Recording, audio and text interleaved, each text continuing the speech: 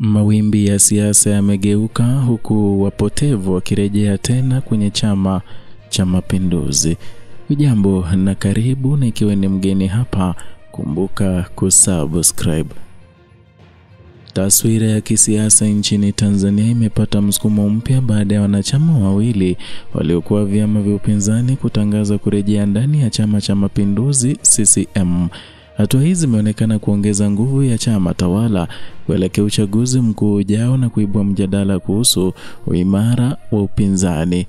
Yusuf Tamba aliyekuwa mgombea ubunge wa jimbo la Mehinga kupitia Chama cha Ukombozi wa Umma ama ukipenda Chauma alitangaza rasmi kujivua nafasi yake ndani ya chama hicho na kurejea CCM.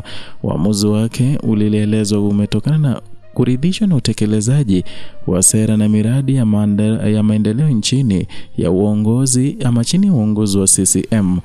Tamba aliona juhudi za maendeleo zitatekelezwa kwa vitendo na kuamua kuungana na chama hicho ambacho kwa maoni yake bado kina dhamira ya dhati ya kuwatumikia wananchi. Hali kama hiyo ilijirudia Lindi ambapo Rehema John aliyekuwa mwenyekiti wa CUF wilaya ya Lindi alirudi CCM baada ya kukaa nje ya chama hicho kwa muda. Sababu zilizotaja zilihusiana na matokeo ya kazi ya serikali ya awamu ya 6 chini ya Rais Samia Suluhu Hassan, ikiwemo maboresho katika sekta za afya, elimu na miundombinu. Hatua yake imeonekana kama ishara ya kuunga mkono juhudi za serikali na kufungua ukurasa mpya wa kisiasa ndani ya mkoa huo. Matukio haya mawili yamezua mjadala mpana katika anga za kisiasa kuhusu nguvu ya CCM na hatima ya vyama vya upinzani vinavyopoteza viongozi wake waandamizi. Wataalamu wa siasa wanaona kuwa kurejea kwa wanachama kama hawa ni dalili ya kuongezeka kwa imani ya wananchi kwa sera za maendeleo za serikali.